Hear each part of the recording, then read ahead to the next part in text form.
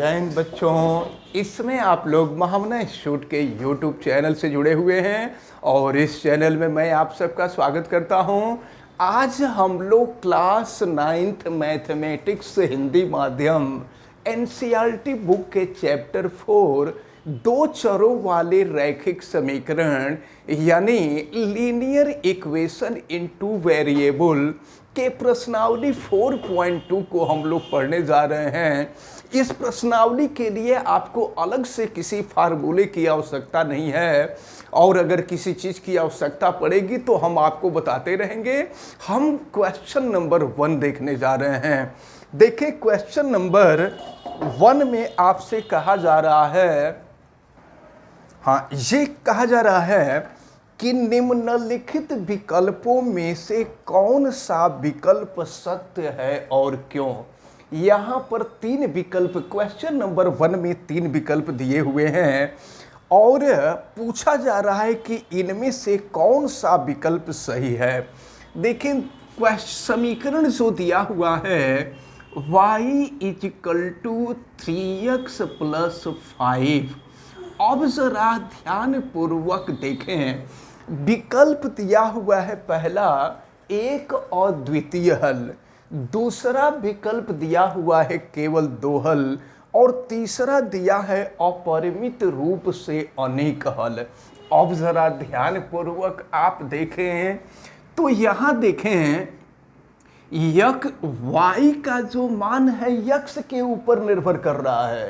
तो जैसे जैसे x का मान चेंज होगा ना वैसे वैसे y का मान भी चेंज होता जाएगा। अगर x के जगह पे 1 करेंगे तो y का मान मिलेगा, अगर x के जगह पे 2 कर दें तो y का मान कुछ और मिलेगा, 3 कर देंगे तो y का मान कुछ और मिलेगा, 4 कर दें तो कुछ और मिलेगा। तो x का मान हम जैसे जैसे बदलते जाएंगे y का मान भी वैसे वैसे बदलता जाएगा। इसका मतलब ये हुआ कि इसके अपरिमित रूप से अनेक हल होंगे। तो ये जो पहला क्वेश्चन था, पहले क्वेश्चन का थर्ड विकल्प सही होगा कि इसके अपरिमित रूप से अनेक हल होंगे।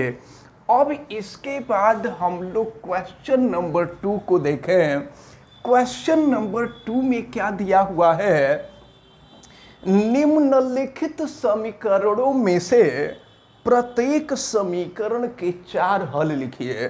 तो क्या इसका क्या मतलब हुआ, तो देखें पहला आपको समीकरण दिया हुआ है 2x + y = 7। इस समीकरण का 4 हल आपसे पूछा जा रहा है। तो 4 हल का क्या मतलब हुआ, x के 4 मान हम लोग अपने मन से रखेंगे और रख करके y का मान निकालेंगे तो यही 4 हल होंगे। अगर यहाँ से हम y की वैल्यू निकालें तो 7 - 2x को बराबर के दूसरे तरफ ले जाएंगे, ये -2x हो जाएगा। अब आपसे इसका 4 हल पूछा जा रहा है तो x का मान हम अपने मन से रखते हैं। अगर x बराबर 0 रखें तो फिर देखिए क्या हो जाएगा, y = 7 - 2 × 0 यानी 7 - 0 7 हो जाएगा।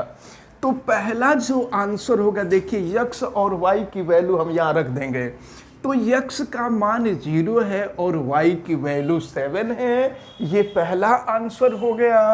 अब इसके बाद हम लोग x के जगह पे 1 रखेंगे और चलिए x के जगह पे 1 रख करके देखते हैं क्या मिलता है y की वैल्यू। तो 7 - 2x के जगह पे 1 रख दीजिए तो ये हो जाएगा 7 - 2। तो 7 - 2 जो होगा 5 होगा। तो इस प्रकार जो पहला आंसर, दूसरा आंसर होगा x की वैल्यू 1 होगी और y की वैल्यू 5 होगी, ये दूसरा आंसर हो गया। ये पहला आंसर था और ये जो है ये दूसरा आंसर है।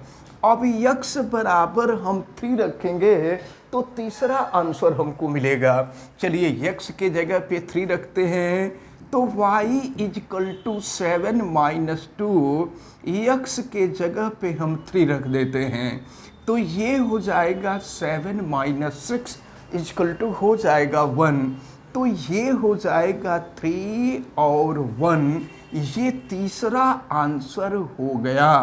अब इसी तरह से x के जगह पे अगर हम 4 कर दें, तो देखें 4 करने के बाद क्या वैल्यू मिलेगी, तो x के जगह पे 4 करेंगे तो y equal to 7 minus 2, x के जगह पे हम कर देंगे 4, यानी 7 माइनस 8 हो जाएगा, और 7 माइनस 8 जो है -1 हो जाएगा, तो चौथा आंसर हो जाएगा 4 माइनस 1, ये आपका चौथा आंसर हो गया। तो इस प्रश्न में आपसे यही कह रहा है कि इसके 4 हल ज्ञात कीजिए, तो 4 हल ऐसे ही ज्ञात करना है। ये जितने भी समीकरण दिए हैं सभी समीकरण में आपको यही काम करना है, x का मान बारी बारी से रखते जाना है, और x का मान नॉर्मली x के जगह पर एक बार 0 रखते हैं, 1 रखते हैं, 2 रखते हैं, 3 रखते हैं, 4 रखते हैं, तो इस तरह से करके निकालते हैं मान। अच्छा देखिए, तो x इजकल टू 0 हुआ है, x इजकल टू 1 हुआ है, x इजकल टू हम 2 रख करके भी एक मान निकाल लेते, अगर x बराबर 2 रख करके करते तो भी एक मान मिलता, और अगर 3 करके रखते तो भी मान मिलता, ठीक ना। तो आपसे ये प्रतिबंध नहीं रखा है कि x का कौन सा मान रखना है, तो x का कोई भी 4 मान अपने मन से रख करके और y के 4 मान निकाल लेंगे, तो ये आपका आंसर हो जाएगा। अब इसके बाद ये तो इसका फर्स्ट पार्ट था, अब हम लोग इसका सेकंड पार्ट देखते हैं। सेकंड पार्ट में क्या कहा जा रहा है, ज़रा इसको भी देख लें। तो सेकंड पार्ट में आपको दिया हुआ है पाई x प्लस वाई, और ये इजकल टू दिया हुआ है 9। अगर यहाँ से हम y की वैल्यू निकालें ना, तो ये हो जाएगा 9 माइनस पाई x। अब देखिए x का मान बारी बारी से हम रखते जाते हैं, यही आप हमेशा दिमाग में रखे रहिएगा कि x का मान आपको अपने मन से ही रखना है, और आपको बस 4 वैल्यू केवल निकालनी है।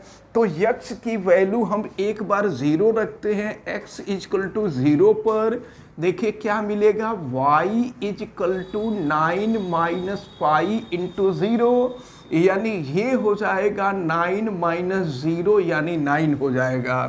तो पहला जो आंसर x इजकल टू 0 और y की वैल्यू 9 हो जाएगी। इसके बाद हम x के जगह पे 1 रखेंगे, तो x इजकल टू 1 पर देखिए क्या मिलेगा, y equal to 9 minus pi, और x के जगह पे हम 1 कर देंगे, तो ये हो जाएगा 9 माइनस पाई, ये दूसरा आंसर। तो देखिए दूसरा आंसर जब लिखेंगे तो यहाँ 1 है और दूसरा है 9 माइनस पाई, ये दूसरा आंसर हो गया।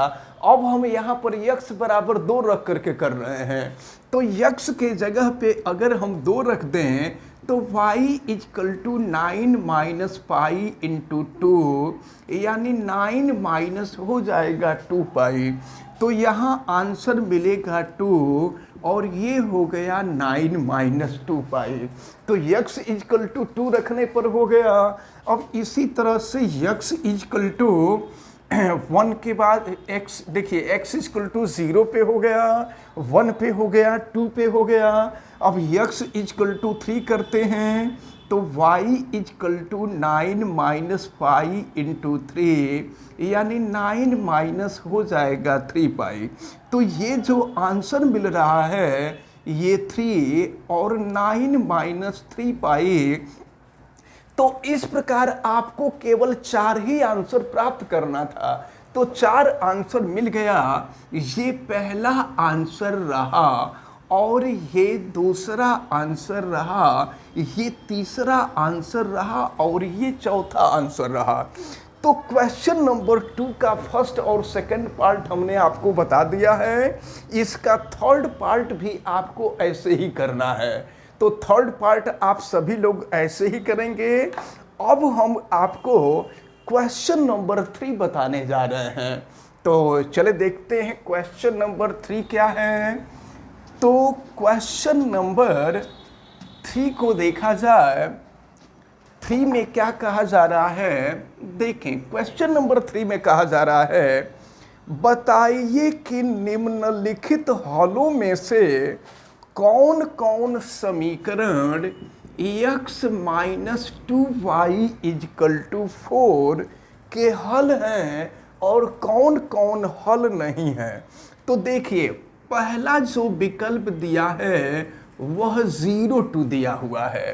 तो जरा 0 रख करके देखें तो जानते हैं हल कब होगा। ये देखिए ये पहले x का मान है और ये y का मान है। x और y का मान हम इसमें रखें और रखने के बाद अगर लेफ्ट और राइट दोनों बराबर आ जाए तो हम कहेंगे कि यह इस समीकरण का हल है, और अगर लेफ्ट राइट बराबर नहीं आएगा तो कह देंगे कि यह इस समीकरण का हल नहीं है। तो चलिए रखते हैं x के जगह पे 0 और y के जगह पे 2। तो ये हो गया 0 माइनस 2 इंटू 2 इजकल टू 4। तो ये हो गया 0 माइनस 4 इजकल टू 4। तो यहाँ माइनस 4 इजकल टू 4 आ गया। तो 4 इजकल टू 4 होता तो कह देते कि हल है, लेकिन माइनस 4 इजकल टू 4 आ रहा है तो माइनस 4 4 के बराबर नहीं होगा। इसलिए ये जो फर्स्ट पार्ट दिया है 0 यह समीकरण का हल नहीं है। लिख दिया जाएगा समीकरण का हल नहीं है। अब इसके बाद हम आते हैं, देखते हैं सेकंड वाले पार्ट में। तो सेकंड वाले पार्ट में आपको दिया हुआ है 20। अब जरा देखा जाए 20 इसका हल है कि नहीं है। तो इसी समीकरण में रखा जाएगा, x minus 2y is equal to 4 में रखेंगे तो x के जगह पे 2 रख देंगे, माइनस 2 इंटू वाई के जगह पे 0 इजकल टू 4। तो अब देखिए ये तो 2 माइनस 0 इजकल टू 4, तो ये 2 इजकल टू 4 हो गया। ये दोनों बराबर रहेगा तब हल होगा, तो बराबर तो आ नहीं रहा है, यहाँ 2 इजकल टू 4 है। इसका मतलब कि 20 भी इस समीकरण का हल नहीं है। लिख देंगे समीकरण का हल नहीं है, ये भी समीकरण का हल नहीं है। अब इसके बाद हम लोग इसके थर्ड पार्ट को देखते हैं। थर्ड पार्ट में क्या दिया हुआ है, थर्ड में दिया हुआ है 40। और 40 रख के देखते हैं इसी समीकरण में, यानी x के जगह पे 4 होगा और y के जगह पे 0 होगा। तो देखे रखते हैं 4 माइनस 2y के जगह पर 0 इजकल टू 4। तो ये 4 माइनस 0 इजकल टू 4, यानी 4 इजकल टू 4 हो गया। यहाँ पर लेफ्ट राइट दोनों बराबर हो गया। तो अब हम ये कहेंगे कि 40 इस समीकरण का हल है। तो लिख दिया जाएगा यहाँ पर समीकरण का हल है। अब हम चलेंगे फोर्थ पार्ट पे। तो देखें फोर्थ पार्ट में क्या दिया हुआ है। अब ज़रा हम लोग फोर्थ को देखें। यहाँ पर दिया हुआ है √2 और 4√2, यानी x के जगह पे √2 रखेंगे और y के जगह पे 4√2 रखेंगे और देखेंगे कि लेफ्ट राइट बराबर आ रहा है कि नहीं। अगर लेफ्ट राइट बराबर आ जाएगा तो हल है और बराबर नहीं आएगा तो हल नहीं है। तो चलिए देखते हैं x के जगह पे √2 माइनस 2 इंटू वाई के जगह पे हो जाएगा 4√2 इजकल टू 4। तो ये हो गया √2 और माइनस हो गया 8√2 इजकल टू 4। तो अब देखिए यहाँ पर ये जो है 1√2 है और ये 8√2 है।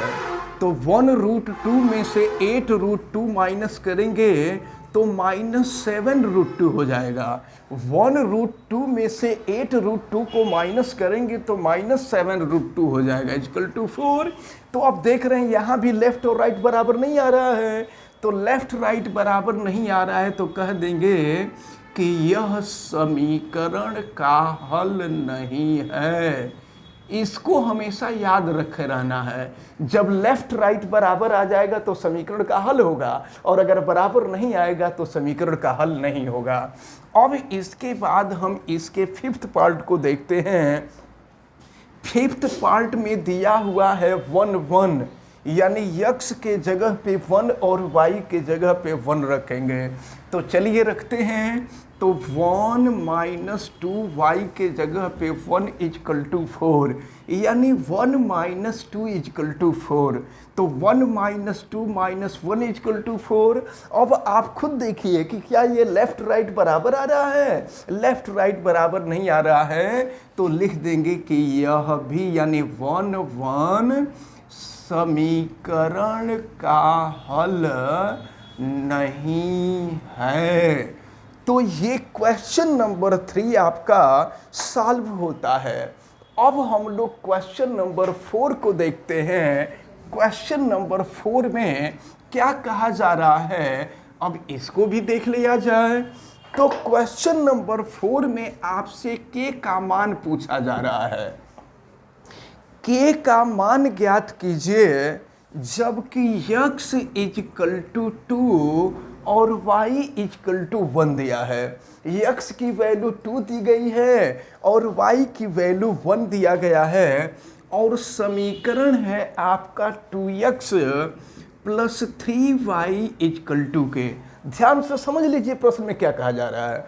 प्रश्न में ये कहा जा रहा है कि अगर x के जगह पे 2 और y के जगह पे 1 हो तो k का मान क्या होगा। तो अब हम x और y का मान इसमें रख दें, तो अब ये हो जाएगा 2x के जगह पे 2 और +3y के जगह पे 1 = के। तो 2 2 जा 4 हो जाएगा और 3 1 जा 3 = के। तो 4 + 3 7 = के, यानी k = 7 हो गया। तो ये हम लोगों का आंसर हो गया। तो इस प्रकार ये जो प्रश्नावली 4.2 थे, प्रश्नावली 4.2 के जितने भी क्वेश्चन थे, इन सभी क्वेश्चंस को हम लोग सॉल्व कर लिए। हमें उम्मीद है कि ये सभी क्वेश्चन आपको बहुत अच्छी तरह से समझ में आए होंगे। आप वीडियो को लाइक ज़रूर कीजिएगा, और अगर चैनल पे नए हैं तो चैनल को सब्सक्राइब भी कर लीजिएगा। चैनल सब्सक्राइब करने के लिए यूट्यूब पर महामना इंस्टीट्यूट को सर्च कीजिए और फिर रेड कलर के सब्सक्राइब वाले बटन को क्लिक कर दीजिए, चैनल सब्सक्राइब हो जाएगा। अगर किसी प्रकार की कोई दिक्कत समझ में आती है तो आप हमें कमेंट करके ज़रूर बतावें। इस वीडियो को मैक्सिमम स्टूडेंट तक शेयर करें ताकि मैक्सिमम स्टूडेंट इस इम्पॉर्टेंट एक्सरसाइज को अच्छी तरह से समझ सकें, और आप बेल आइकन को भी प्रेस करें तथा उसको ऑल पे कर दें ताकि प्रतिदिन पढ़ने वाले वीडियो की सूचना आपको मिलती रहे। आप सभी लोगों का बहुत बहुत धन्यवाद। जय हिंद।